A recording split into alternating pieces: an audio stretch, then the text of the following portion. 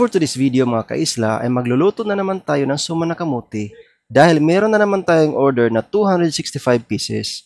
Kaya bago pa gumabi, kumuha na kami ng dahon na saging at kasama natin ngayon si Casey at Jay. Si Casey ang taga-cut ng dahon at si Jay naman ang taga-salo. 12 kapaluang atong kuhaon karon para magkasya sa 300 pieces na target nating suman. Dating gawi mga kaisla, kinukuha namin ang mga patay na dahon ng saging dahil yun din ang gagamitin natin mamaya sa paglaib ng dahon dahil malakas itong umapoy at mabilis maluto ang dahon. Ipapakita din namin mamaya mga kaisla kung saan kami kumukuha ng kamote at kung magkano kada kilo ang bili namin. Sinindihan na nila ang mga unas para magsimula na ang paglaib ng dahon. Doble ingat na si Jay kasi ayaw nilang maulit ang nangyari sa kanya mga balahibo sa binti dahil naubos sa apoy.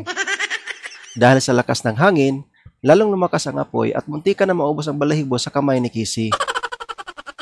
Schedule pala ng brownout sa buong isla namin bukas mga kaisla from 5 AM to 5 PM. 12 hours kaming walang kuryente kinabukasan kaya 3 AM gigising na kami para maggadgad ng kamote at kamuting kahoy dahil di kuryente na ang gamit namin. Matatagalan kasi kami kung i-manual namin kaya kailangan gumising kami ng maaga. Kinagabihan, pinuntahan na namin ang lugar kung saan kami bumibili ng kamote. Bibiyahe pa kami ng mga 10 to 15 minutes bago makarating sa bilihan ng kamote. Ganito kadilim sa lugar namin mga kaisla. Walang kailaw-ilaw, kaya delikado kung ikaw lang bumiyahe mag-isa. Kahit taga dito ka at sanay ka na sa lugar, hindi pa rin pwedeng maging kampante dahil hindi natin hawak ang panahon. Huminto muna kami saglit sa may tindahan para bumili ng mga ingredients na gagamitin para sa paggawa ng suman. Pagkatapos ay dumiretso na kami sa Kinyawan kung saan kami bumibili ng kamote. Mura lang kasi ang kamote nila dito sa halagang 40 pesos kada kilo kumpara kung sa market ka na bumili na nasa 50 to 60 pesos na kada kilo. Kung walang available na kamote dito, ay mapipilitan na kaming bumili sa market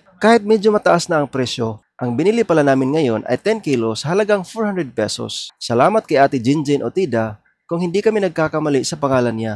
Tuwing bumibili kami ng kamote sa kanya, nakaharang na siya sa pagdating namin sa location kaya diretso pick up na lang namin. Pag-uwi namin, kumuha na rin kami ng kamuting kahoy para diretso na gadgad mamayang madaling araw. 3 AM na ng madaling araw, kaya ito na ginadgad na namin ang kamuting kahoy. Ito pa lang na imbento namin di kuryente na grinder na gawa sa dynamo ng washing machine. Panoorin niyo mga kaisla.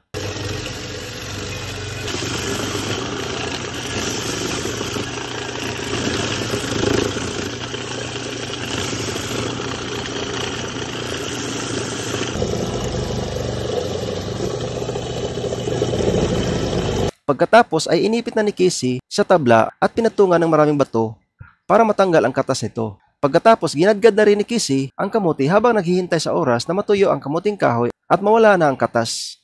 Ito ang itsura ng suman namin pag naluto na mga kaisla. May latik yan sa gitna, balance ang sweetness niya, hindi matabang, hindi rin masyadong matamis. Shoutout sa taga-IS Construction na umorder ulit ng 50 pieces para snack sa kanilang mga tauhan. Dahil nasarapan si ma'am sa suman namin, lalo na sa latik, kaya nag-request siya na kung maaari, mas damihan pa ang palaman, kaya dinamihan din namin. Itong isang customer namin kaisla, nagtataka kami kasi tama naman ang binigay niyang address, pero nung nagtanong na kami sa pangalan niya, ay hindi siya kilala ng mga taga doon.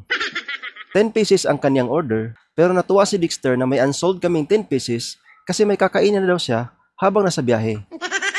Dinaanan din ni Casey ang mama niya dahil bumili din ito ng 10 pieces. 2 beses na itong nag-order so ibig sabihin, masarap talaga ang sumang kamote namin. Wow! May mga bago din kaming customer na umorder ng 10 pieces dahil gusto nilang matikman kung masarap ba talaga ang suma namin. Meron din kaming customer na malayo sa kalsada at hindi na makapasok ang Fortuner namin. Kaya nilalakad na lang namin ng mga 15 minutes. Yung ibang customer namin wala sa kanilang bahay. Kaya pinuntahan na lang namin sa kanilang kubo, sa kanilang babuyan. Lagi din itong umorder at kada kita namin, lagi kaming nagbabackstab ng mga marites naming kapitbahay.